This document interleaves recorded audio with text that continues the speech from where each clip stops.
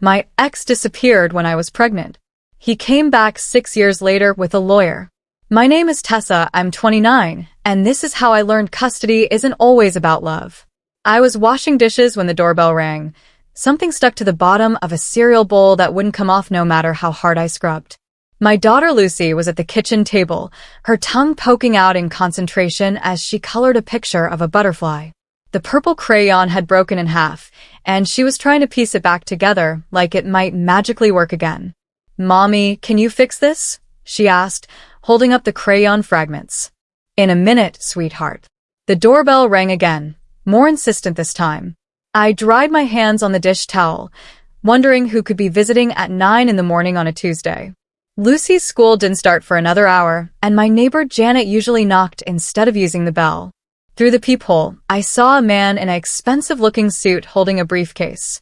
Behind him stood someone else, partially obscured by the porch pillar. My stomach dropped before my brain could process why. I opened the door, and there he was. Ryan, 6 years older, wearing a tailored navy suit I'd never seen before, his hair shorter and more professional than the messy style I remembered. But it was definitely him. The same green eyes that used to make me forget my own name, the same crooked smile that had convinced me to trust him with my heart. "Hello, Tessa," he said, his voice softer than I expected. "This is my attorney, James Kellerman." The man with the briefcase stepped forward. "Ms. Rodriguez, we'd like to discuss a custody arrangement for Lucy." My knees almost gave out. I gripped the door frame, my mind reeling. How did they even know her name? How did they know where we lived? "I'm sorry, what?" I managed to say, though my voice sounded like it was coming from underwater. "May we come in?" Ryan asked. "We have a lot to discuss." Behind me, I heard Lucy's chair scrape against the floor. "Mommy, who's at the door?" Ryan's eyes widened, and he leaned slightly to look past me. I stepped sideways, blocking his view. A protective instinct I didn't know I possessed flooding through me. Just some people who have the wrong house, baby. Keep coloring. But Ryan had already seen her. I watched his face change, surprise, wonder, something that might have been pain. "She looks just like my sister did at that age," he whispered. The lawyer cleared his throat. "Perhaps we should take this inside. This is a matter that requires privacy." I wanted to slam the door. I wanted to call the police. I wanted to wake up from what had to be a nightmare. Instead, I heard myself saying, 5 minutes. But she's getting ready for school. We moved to the living room, where Ryan kept stealing glances toward the kitchen. The lawyer opened his briefcase with practiced efficiency, pulling out a thick folder. "Mr. Thornton has been searching for you and his daughter for quite some time," Kellerman began. "He's prepared to file for joint custody." His daughter? The words came out sharper than I intended. He left. He was gone before she was even born. Ryan flinched. "I know how this looks, Tess. But you have to understand, I never wanted to leave. I was scared, and I made a mistake. But I've changed. I've built a life, a stable life, and I want Lucy to be part of it." "You don't even know her," I said, my voice rising despite my efforts to keep it down. "You don't know that she's afraid of thunderstorms but loves the rain. You don't know that she still sleeps with the stuffed elephant I bought her when she was 2. You don't know anything about her." "That's exactly why I'm here," Ryan said, leaning forward. "I want to know her. I want to be her father." The lawyer slid a document across my coffee table. "We're proposing alternating weekends to start, with the possibility of expanding to include holidays and summer breaks once Lucy adjusts." I stared at the papers without reading them. My hands were shaking. "She doesn't even know you exist." The silence that followed was deafening. Then Lucy's voice drifted from the kitchen. "Mommy, I need help with my backpack." "I'll be right there, sweetie," I called back, then lowered my voice. "You need to leave. Now." Ryan stood up, but he didn't move toward the door. "I'm not going anywhere, Tessa. I've already missed 6 years. I won't miss any more." "You don't get to decide that," I said, standing as well. We were facing each other across my small living room, the same space where I'd cried for weeks after he disappeared, where I'd paced the floor during those long nights when Lucy was colicky, where I'd taught her to walk and watched her take her first steps. Actually, the lawyer interjected. Legally, he does have rights. As the biological father. Prove it, I snapped. Both men looked surprised. Ryan recovered first. What? Prove you're a father. Get a paternity test. Until then, you're just some stranger showing up at my door with a lawyer. I saw something flicker in Ryan's eyes. Hurt, maybe, or anger. But the lawyer just nodded approvingly. That's actually what we'd prefer as well. It strengthens our case. Our case. Like Lucy was a business transaction. Mommy. Lucy appeared in the doorway, her backpack dragging behind her. I can't find my library book. All three adults turned to look at her. She was beautiful, long dark hair like mine, but those unmistakable green eyes. Ryan's eyes. She stared back at us with the frank curiosity of a 6-year-old. Who are these people? She asked. They're old friends of Mommy's, I said, the lie tasting bitter in my mouth. Let's go find your book. As I walked toward her, I heard Ryan whisper to his lawyer, she's perfect. The possessiveness in his voice made my skin crawl. After they left, with promises to be in touch soon and threats disguised as legal advice, I sat in my car outside Lucy's school, my hands still shaking on the steering wheel. Lucy was safely inside, probably already forgetting about the strange men who'd visited that morning, but I couldn't stop replaying every word of the conversation. How had Ryan found us? I'd moved 3 times since Lucy was born, always staying within the same school district, but never leaving a forwarding address. I'd been careful, paranoid even, checking over my shoulder for months after he left, expecting him to come back. But as the years passed and there was no word from him, I'd started to believe he was gone for good. My phone buzzed with a text from an unknown number. She's beautiful, Tess. We need to talk. Just the two of us. I deleted it immediately, but the damage was done. He had my number now, too. That evening, after Lucy was asleep, I called my sister Mia in Portland. She was the only family I had left, and the only person who knew the whole truth about Ryan. He's back. Mia's voice was sharp with concern. Tessa, please tell me you didn't let him near Lucy. He brought a lawyer, Mia. They want joint custody. That bastard. After what he put you through. I could hear her pacing on the other end of the line. Have you called a lawyer? With what money? You know I'm barely keeping us afloat as it is. The silence stretched between us. Finally, Mia said, there's something you need to know. About why Ryan left. My blood ran cold. What do you mean? I never told you because I thought he was gone for good. But if he's back now with lawyers and money. She took a shaky breath. Ryan didn't just leave because he was scared of being a father. Mia, what are you talking about? I hired a private investigator after Lucy was born. I wanted to make sure he wasn't coming back to hurt you. What I found. Another pause. Tessa, Ryan was already married when you were dating him. The phone slipped from my hand, clattering to the floor. I scrambled to pick it up, my heart pounding so hard I could hear it in my ears. That's impossible, I whispered. We were together for 2 years. I would have known. He was very good at hiding it. His wife, her name is Caroline, she never knew about you either. They'd been separated for most of your relationship, going through a messy divorce. But when she found out about you, about the pregnancy, Mia's voice was gentle but firm. She took him back, Tessa. And she made him choose. I sank onto my couch, the same couch where Ryan had sat just hours earlier, and tried to process what I was hearing. So he chose her. He chose his established life over the messy complication of an unplanned pregnancy with his mistress. The word hit me like a slap. Mistress. That's what I'd been. But now he's back, I said, my voice hollow. Why now? I don't know. But Tessa, you need to be careful. A man who can lie that well, who can disappear that completely, he's not the same person you thought you knew. After we hung up, I sat in the dark for a long time, trying to reconcile the Ryan I'd fallen for with the picture Mia had painted. The Ryan I knew had been charming, spontaneous, full of dreams about traveling the world and starting a business. He talked about our future together, about the family we'd build.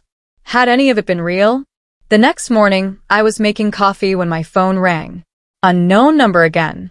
Don't hang up, Ryan's voice said as soon as I answered. How did you get this number? Tessa, please. I know you must have questions.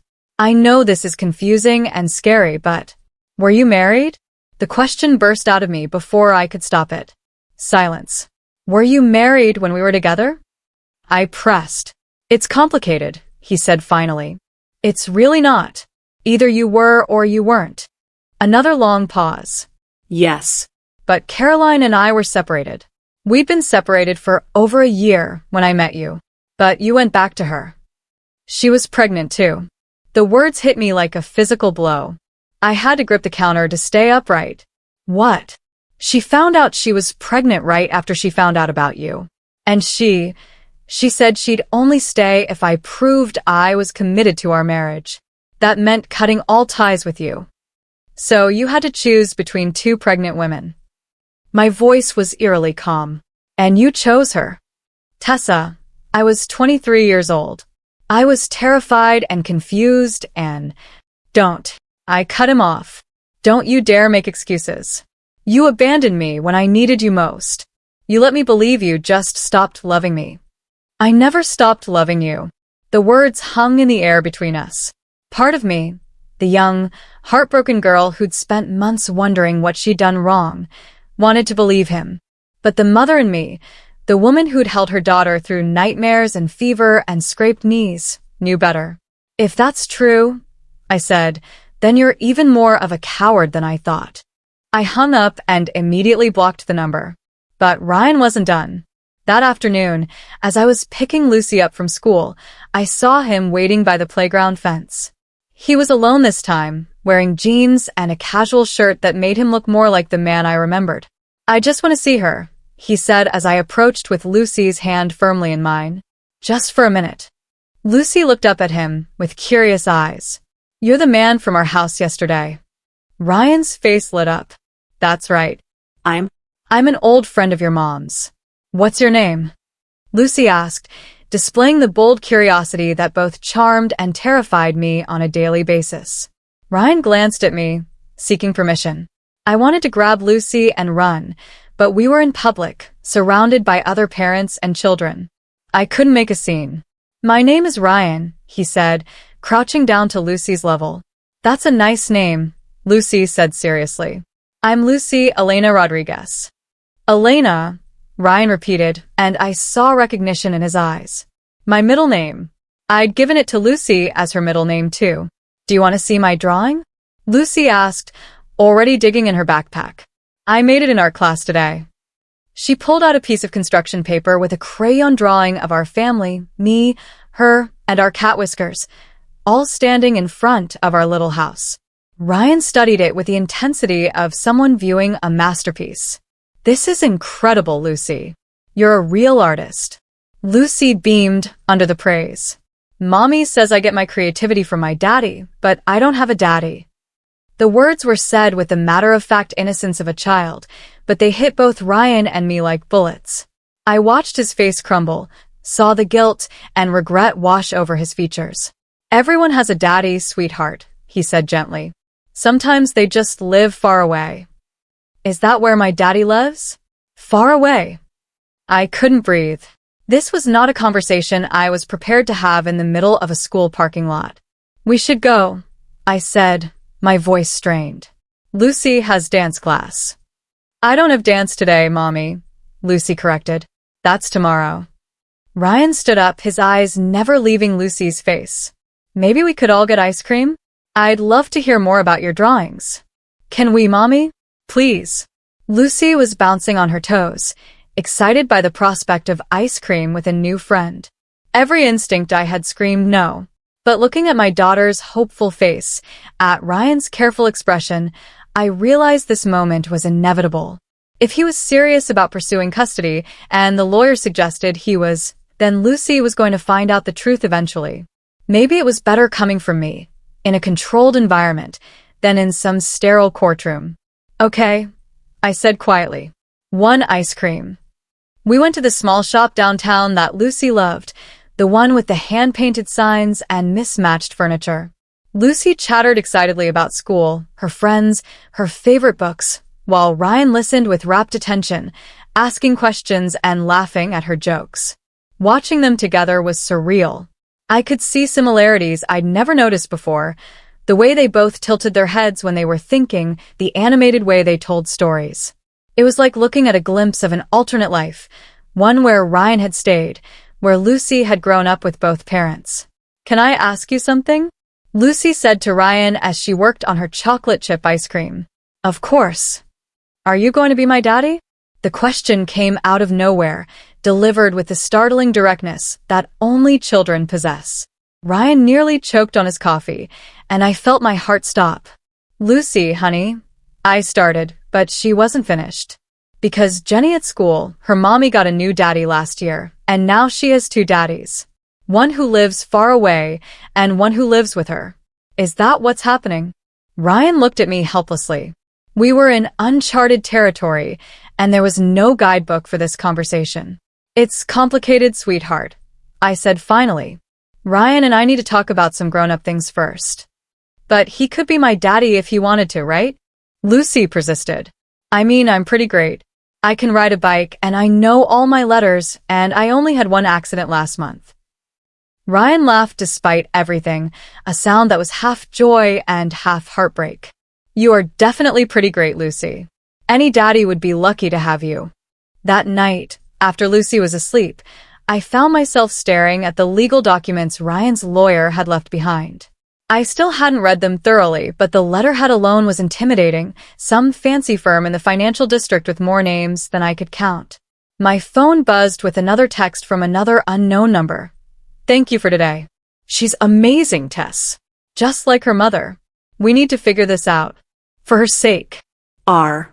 This time, I didn't delete it right away. The paternity test was scheduled for the following week. Ryan had agreed to pay for it, along with all associated legal fees, which was good since I'd already calculated that fighting this could bankrupt me. I'd managed to find a family law attorney who would work with me on a payment plan, but even the consultation fee had required dipping into Lucy's college fund. The truth is, my lawyer, Sandra Hoffman, explained during our meeting, if he can prove paternity and demonstrate that he's financially stable and has no criminal record, he has a strong case for some form of custody. The courts generally favor maintaining relationships between children and both biological parents. Even if he abandoned us? Abandonment is a factor, but it's not necessarily decisive, especially if he can show that he's changed and is now prepared to be a responsible parent. What about the fact that he was married? That he lied to me for 2 years? Sandra made a note on her legal pad. That speaks to his character, but it doesn't necessarily impact his fitness as a parent from a legal standpoint. I left the meeting feeling defeated. It seemed like Ryan held all the cards, the money, the lawyers, the legal precedent. All I had was 6 years of bedtime stories and scrape-knee kisses. That weekend, Ryan asked if he could take Lucy to the zoo. Just the two of them? Absolutely not, I said immediately. Tessa, please. I want to spend time with her. Real time, not just supervised visits in ice cream shops. You're still a stranger to her. She doesn't even know you're her father. Then when are you going to tell her? His voice was sharp with frustration. The paternity test will be back soon. And then what?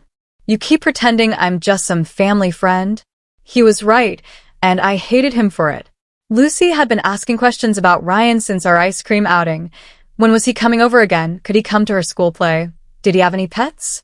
She was clearly taken with him, which terrified me. I need more time, I said. She has a right to know who I am. She has a right to be protected from people who might hurt her. I would never hurt her. You already did.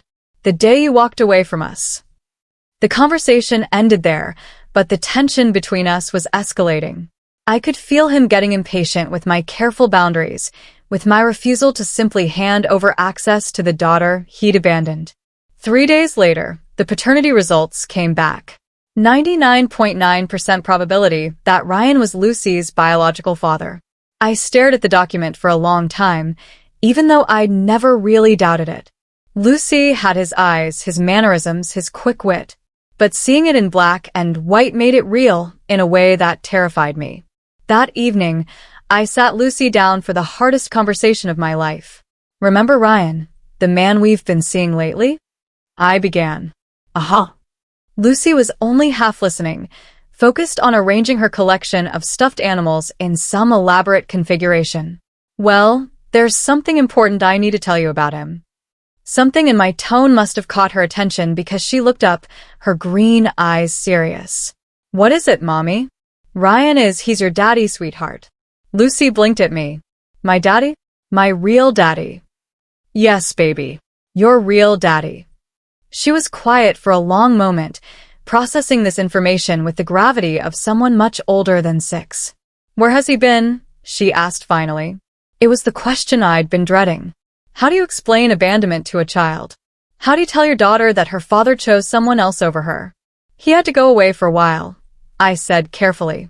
"But now he wants to be part of your life. Does he want to live with us?"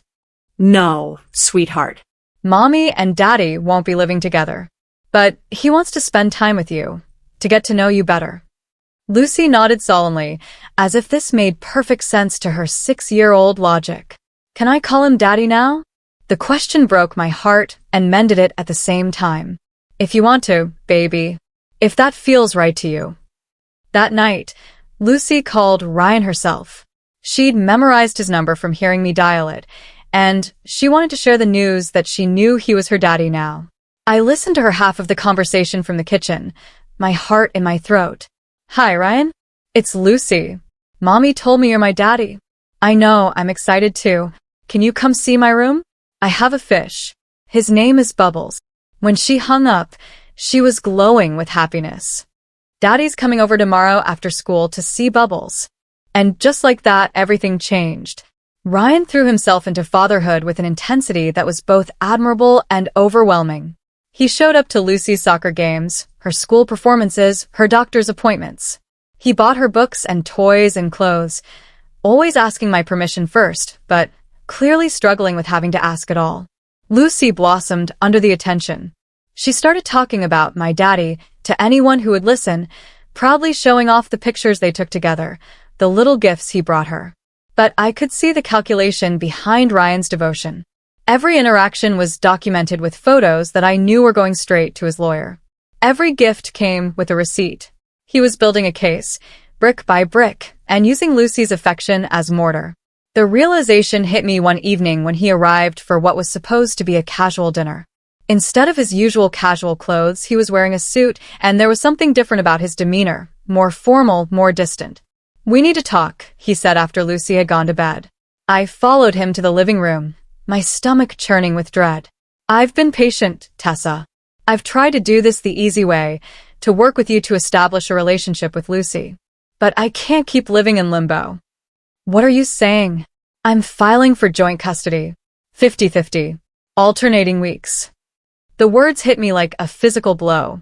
"Ryan, no. She's never been away from me for more than a weekend at my sister's house. You can't just. She's my daughter, too." His voice was cold, professional. "And she deserves to have a real relationship with both her parents. I'm not stopping you from having a relationship with her. You're controlling every aspect of it. When I can see her, where we can go, what we can do, I have to ask permission to take my own daughter to the park. Because you're still basically a stranger to her. You've been back in our lives for 6 weeks. That doesn't erase 6 years of absence. Which is exactly why I need more time with her now, to make up for what I missed." I could see there was no reasoning with him. This had been his plan all along, to establish himself as the loving, involved father, and then to use the legal system to force me to share custody. "You don't understand what you're asking for," I said, desperation creeping into my voice. "Lucy is everything to me. She's my whole world. I've never spent a night away from her. And maybe that's the problem," Ryan said quietly. "Maybe she needs more than just you." The cruelty of the statement took my breath away. He was using my love for Lucy, my dedication to her, as evidence that I was somehow deficient as a parent. "Get out," I whispered. "Tessa. Get out of my house. And don't come back unless you have a court order." He left without another word, but not before I saw the satisfaction in his eyes. He'd gotten what he wanted, a clear antagonist for his custody battle. The legal proceedings moved faster than I'd expected. Ryan's expensive lawyers filed motion after motion, each one designed to paint me as an overprotective mother who was denying Lucy her right to a relationship with her father. They had psychological evaluations, financial statements, character witnesses, a full arsenal designed to prove that Ryan could provide Lucy with opportunities and experiences I couldn't match. My lawyer did her best, but we were outgunned from the start. Ryan had remarried his wife Caroline, and they presented themselves as a stable, two-parent household with substantial financial resources. They lived in a large house in an affluent school district with a fenced yard and a golden retriever. Caroline had even written a letter to the court expressing her eagerness to welcome Lucy into their family. During the custody evaluation, Lucy was interviewed by a court-appointed psychologist. She came home from that session quieter than usual, and I could tell something was troubling her. "How was your talk with Dr. Martinez?" I asked as we cuddled on the couch that evening. "She asked me a lot of questions about you and Daddy," Lucy said. "And about where I want to live." My heart clenched. "What did you tell her?" "I said I want to live with you, but I want to see Daddy too. Is that okay?" "That's perfect, baby. You can love both of us." "Good," Lucy said, snuggling closer.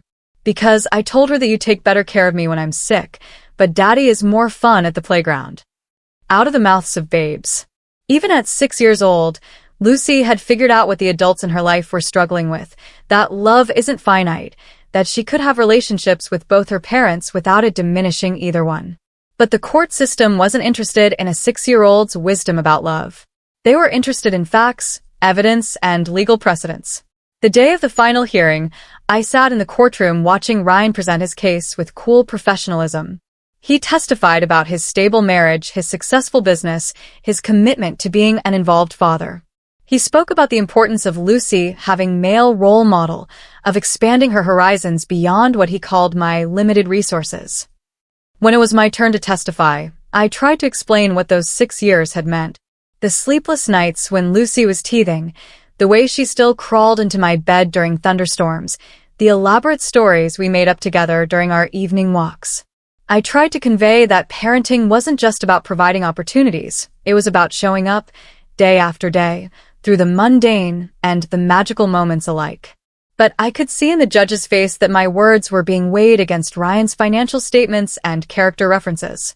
The ruling came down 2 weeks later, joint physical custody, alternating weeks, with both parents sharing legal decision-making authority.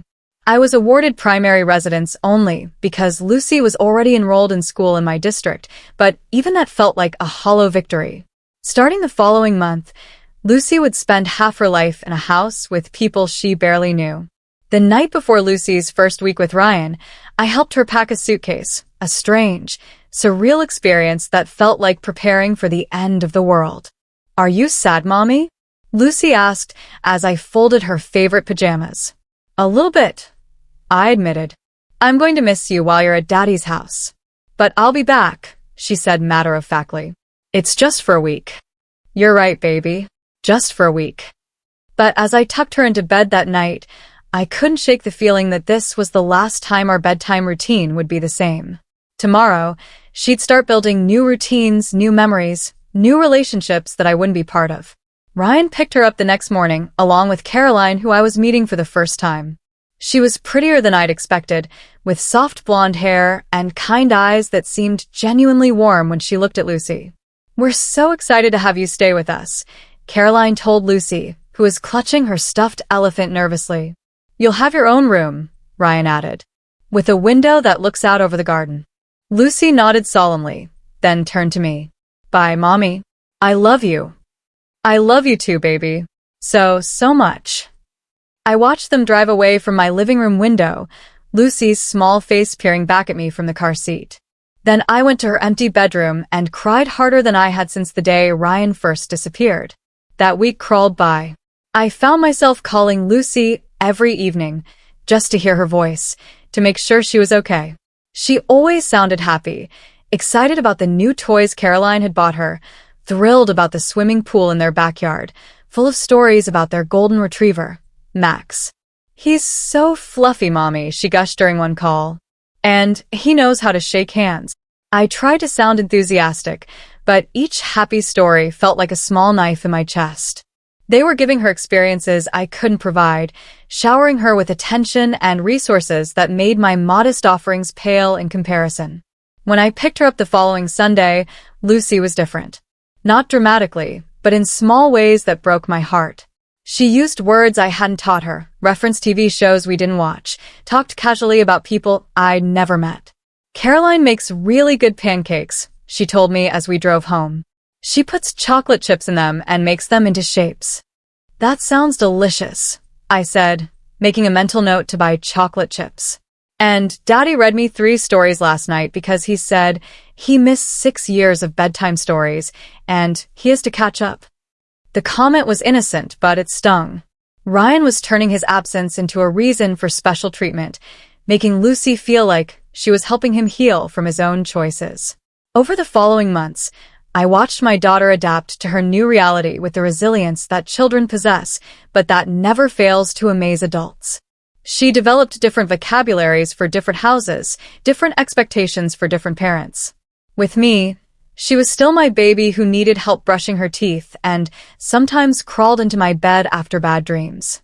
With Ryan and Caroline, she was becoming a more independent version of herself, confident, outgoing, eager to please.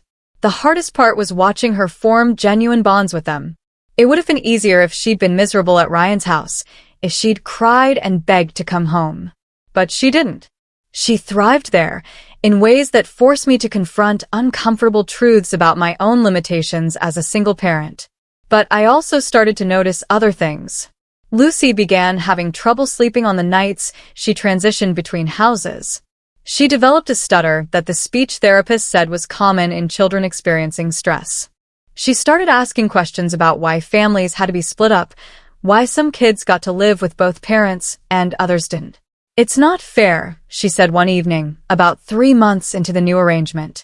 We were sitting at our small kitchen table, the same one where she'd been coloring that morning when Ryan first reappeared. "What's not fair, sweetheart? I want to live with both my parents, but not in different houses. Why can't Daddy live here with us?" It was the question I'd been dreading, the one that had no good answer. "Sometimes grown-ups make choices that are hard to understand," I said carefully. "Daddy and we weren't right for each other as husband and wife. But we both love you very much." "Jenny's mommy and daddy got divorced, but they still live next door to each other," Lucy said. "Her daddy just moved to the house across the street. Every family is different, baby." "I wish our family was different," she said quietly. That night, I called Ryan. It was the first time I'd initiated contact since the custody hearing. "We need to talk," I said when he answered. "Is Lucy okay?" "She's struggling with the transitions. I think we need to consider whether this arrangement is really working for her. She seems fine when she's with us." "She's 6 years old, Ryan. She's not going to tell you she's having problems because she wants to make you happy. But she's developing a stutter, she's having trouble sleeping, and she's asking questions about why families have to be broken." There was a long pause. "What are you suggesting?" "I'm suggesting that maybe we need to think about what's actually best for Lucy, not what's fair to us as parents." "You mean you want me to give up custody?" "I mean I want us to figure out a way to co-parent that doesn't require Lucy to live 2 completely separate lives." "Tessa, I'm not giving up time with my daughter. I already lost 6 years." And there it was, the same justification he'd been using from the beginning. His guilt and regret were being translated into demands on Lucy's time and energy, regardless of what she actually needed. "This isn't about you," I said. "This is about her. Everything I'm doing is about her." But I could hear in his voice that he didn't really believe that. This was about him proving to himself, to his wife, to the world, that he could be the father he'd failed to be from the beginning. I hung up feeling more hopeless than ever. 2 weeks later, Lucy came home from Ryan's house with a secret. "Mommy," she said as I was making dinner, "can I tell you something, but you promise not to be mad?" My blood ran cold. "What is it, sweetheart?" "Caroline is going to have a baby." I nearly dropped the wooden spoon I was holding. What? She's having a baby, Lucy repeated, her voice small. Daddy told me I'm going to be a big sister. I turned off the stove and knelt down to Lucy's level, my mind racing. How do you feel about that, baby? Lucy's eyes filled with tears. I don't know. Daddy seemed really happy, and Caroline was crying, but she said they were happy tears. But she trailed off, twisting her hands together. But what, sweetheart? What if they love the new baby more than me? What if they don't want me to visit anymore when they have their own baby that lives with them all the time? My heart shattered. Lucy was voicing the exact fear I'd been carrying since Ryan came back, that she would never be quite enough, never be the priority, because she was the complication from his past rather than the planned future. Oh, Lucy. I pulled her into my arms. Listen to me. You are so loved by so many people, and a new baby doesn't change that. But even as I said the words, I wondered if they were true. How long before Ryan and Caroline's new life, their nuclear family, made Lucy feel like an outsider? How long before every other weekend felt like charity rather than genuine desire for her company? That night, I lay awake staring at the ceiling, trying to figure out what this meant for our custody arrangement. Would Ryan want to modify it now that he was starting fresh with Caroline? Would they try to get more time with Lucy to prove she was still important to them, or would they quietly let the visits become less frequent? The answer came sooner than I expected. Ryan called the next morning while Lucy was at school. We need to discuss some changes to our arrangement, he said without preamble. What kind of changes? Caroline's pregnancy is high risk. She needs to be on bed rest for the next several months, and with the baby coming, we're going to need to adjust Lucy's schedule. My grip tightened on the phone. Adjusted how? We'd like to move to every other weekend instead of alternating weeks. Just until after the baby arrives and we get settled. I should have felt victorious. This was what I'd wanted from the beginning. More time with my daughter. But instead, I felt sick. Lucy was about to learn that she came second to her father's new family, and there was nothing I could do to protect her from that pain. Does Lucy know about this change? We'll tell her this weekend. We thought it would be better coming from both of us. Both of us. The phrase stung. We weren't both of us in any meaningful way. We were two people who happened to share a child, nothing more. Fine, I said. But I want this in writing, and I want it to be temporary. Once the baby is born and you're settled, we go back to the original arrangement. Of course, Ryan said, but something in his tone made me doubt his sincerity. That evening, I tried to prepare Lucy for the conversation she'd have with Ryan and Caroline over the weekend. I tried to frame it positively, more time at home, more time with Mommy, but Lucy was smart enough to read between the lines. Are they sending me away because of the baby? She asked. No, sweetheart. They just need some time to get ready for the new baby. It's temporary. That's what Daddy said when he had to go away before I was born. Lucy said quietly. That it was temporary. The observation hit me like a punch to the gut. At 6 years old, Lucy was already learning that the adults in her life couldn't be trusted to keep their promises. The modified custody arrangement stretched from weeks into months. Caroline delivered a healthy baby boy they named Dylan, and suddenly Lucy went from being the center of attention during her visits to being the helpful big sister who was expected to be quiet during nap times and understanding when Ryan was too tired to play. Lucy adapted as children do, but I could see the toll it was taking. She stopped talking about her other house with the same enthusiasm. She stopped asking when she could see Daddy more often. When Ryan's weekend visits were occasionally canceled due to illness or family obligations, Lucy barely reacted. It's okay, Mommy, she'd say with a maturity that broke my heart. Daddy has to take care of Dylan. I found myself in a strange position of defending Ryan to our daughter, trying to maintain her relationship with him even as I watched him prioritize his new family over the child he'd fought so hard to claim. But the real crisis came on Lucy's 7th birthday. Ryan had promised to take her to the Children's Museum, just the two of them, for a special daddy-daughter day.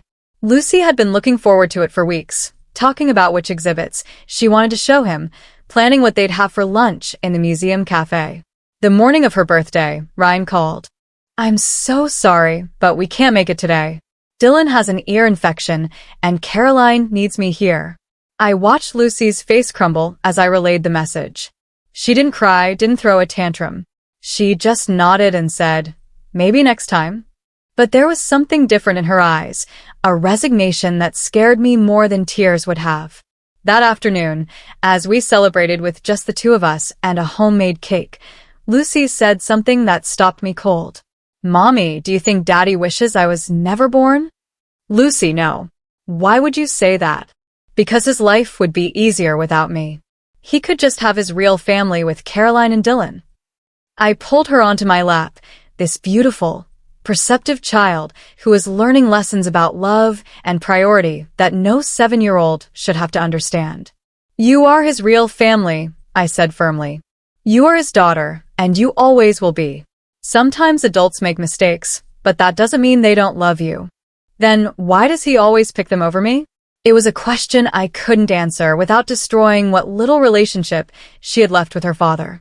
So instead, I held her close and promised her the one thing I knew I could control. "I will never pick anyone over you," I whispered. "You will always be my priority, my heart, my everything." That night, I made a decision that had been building for months. I called my lawyer. "I want a petition for a modification of custody," I said. "On what grounds?" "Changed circumstances. Ryan's clearly not able to maintain the original schedule, and Lucy's suffering from the instability. Tessa, you need to be careful. If you push too hard, you could end up with less time, not more. I'm not trying to cut him out completely, but I want primary custody officially, with him having standard visitation. Every other weekend, holidays alternating. Something predictable that Lucy can count on." The legal process took another 6 months. During that time, Ryan's visits became even more sporadic. He'd cancel at the last minute, reschedule repeatedly, or cut visits short when Dylan needed something. Lucy learned to keep her expectations low and her disappointment private. The day we went back to court, Ryan looked different. Older, more tired, less polished than he'd appeared during our first custody battle. The confidence that had carried him through his initial fight for Lucy seemed to have evaporated under the reality of actually being a father to 2 children. When the judge asked him about the pattern of canceled and modified visits, Ryan's explanation sounded hollow even to me. "Your Honor, having a newborn is challenging, but I'm committed to maintaining my relationship with Lucy. Yet the records show that you've exercised less than 60% of your scheduled custody time over the past year," the judge observed. "Temporary circumstances. Once Dylan is older." "Mr. Thornton, you made similar promises about temporary circumstances when you initially sought custody. The court's primary concern is stability for the child." In the end, the judge granted my petition. Ryan was awarded standard visitation, every other weekend and alternating holidays, with a possibility of modification if he could demonstrate a consistent pattern of exercising his current schedule.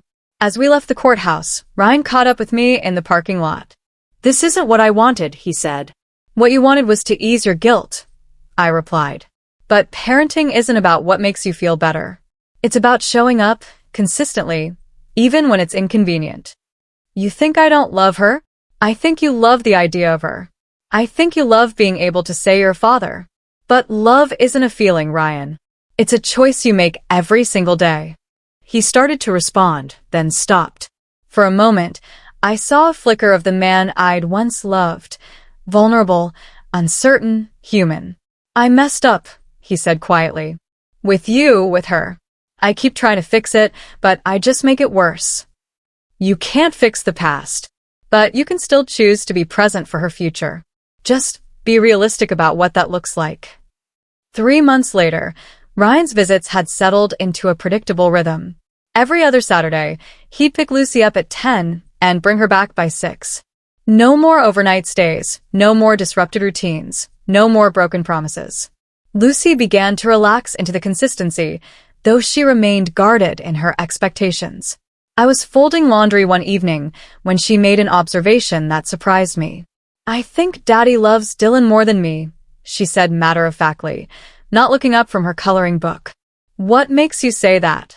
"He lives with Dylan. He sees him every day.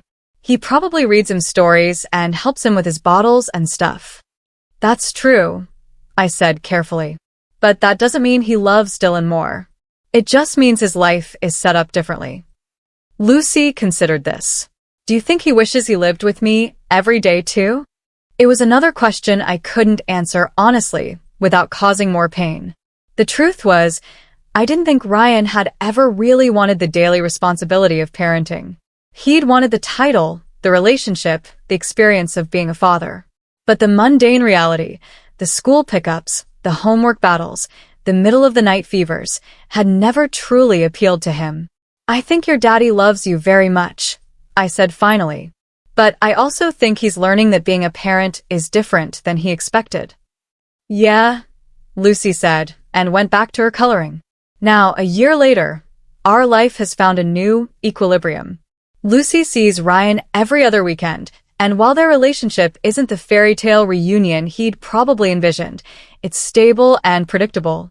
She's learned not to expect him to be something he's not, and he's learned that showing up consistently matters more than grand gestures. But yesterday, something happened that reminded me how fragile our peace really is.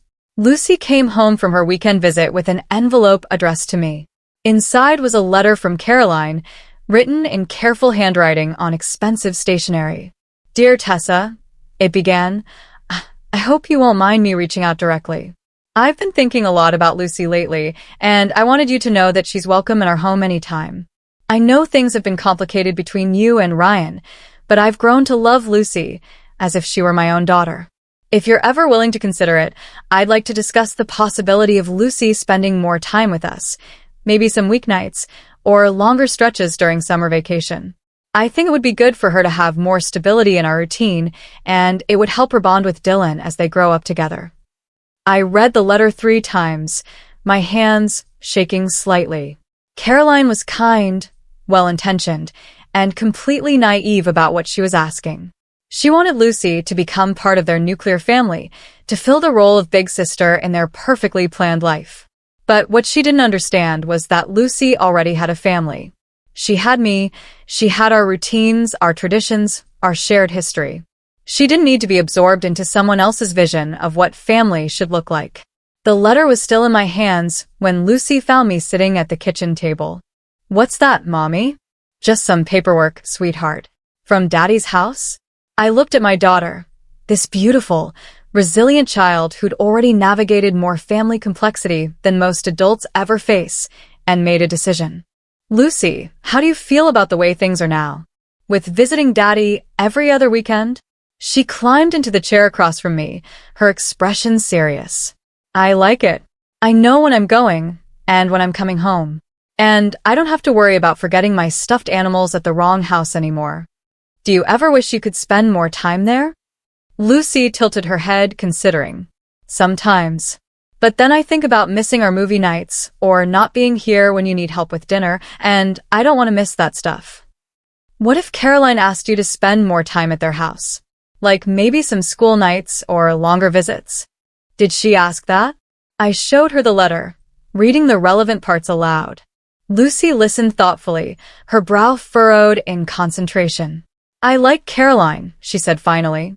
And I love Dylan. But, she paused, searching for the right words. I don't want to be their family. I want to be our family, and sometimes visit their family. It was such a clear, wise distinction from someone so young. Lucy understood something that the adults in her life had been struggling with, that love doesn't require possession, that relationships can be meaningful without being all-consuming. What should I tell Caroline? I asked. Tell her thank you, but I like the way things are now. That evening, I drafted a response to Caroline. I thanked her for her love and care for Lucy, but explained that we felt the current arrangement was working well for everyone. I was diplomatic but firm. Lucy's primary home was with me, and that wasn't up for negotiation. But as I sealed the envelope, I couldn't shake the feeling that this was just the beginning. Caroline's letter had been polite, but there was an undertone of entitlement that reminded me of Ryan's initial approach. They saw Lucy as an addition to their family rather than a whole person with her own established life. I have a feeling that our custody battles aren't over. That Caroline's maternal instincts toward Lucy, combined with Ryan's ongoing guilt and desire to prove himself, might lead to another legal challenge. And the most unsettling part? I can't shake the suspicion that this letter wasn't really Caroline's idea at all. The timing, the language, the careful emphasis on stability and bonding. It all feels too calculated, too strategic. I think Ryan is behind this, using his wife's genuine affection for Lucy as a way to make another play for custody. And if I'm right, then everything we've built over the past year, the stability, the predictability, the peace, is about to be shattered again. Because I'm beginning to realize that for Ryan, custody was never really about love at all. It was about winning. And he's not done playing the game.